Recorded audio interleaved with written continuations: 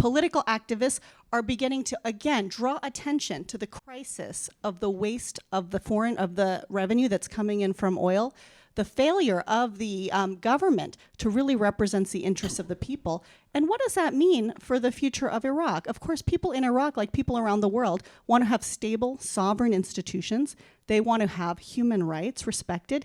They want to have a government that operates relatively free of corruption. And these were major issues that were leading people into the streets.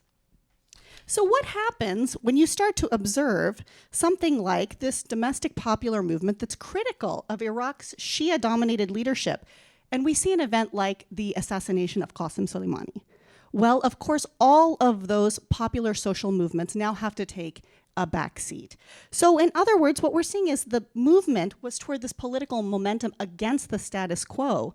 And as a result of the US intervention, we now start to see the status quo becoming reinforced in some ways that would not have been the case should these domestic political movements have been allowed to proceed as they had been moving forward.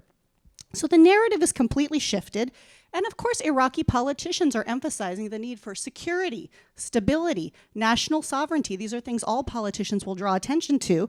And this really works against, the US attack really works against the kind of major interests that Iraqi political leaders have at a time when the country is still very fragile. So where are things going in the future? Large numbers of Iraqis are unhappy about the nature of Iranian intervention in their country. They're also very unhappy about the nature of US intervention in Iraq. So when this national poll was conducted in Iraq last year, most Iraqis said they actually wanted to open up their country more to the international economy. But guess what country they are actually having interested in intervening to a greater extent? It's not Iran, it's not the United States. They want China. So more than 50% of Iraqis say that they're interested in having China become more important in their country. Second was Turkey.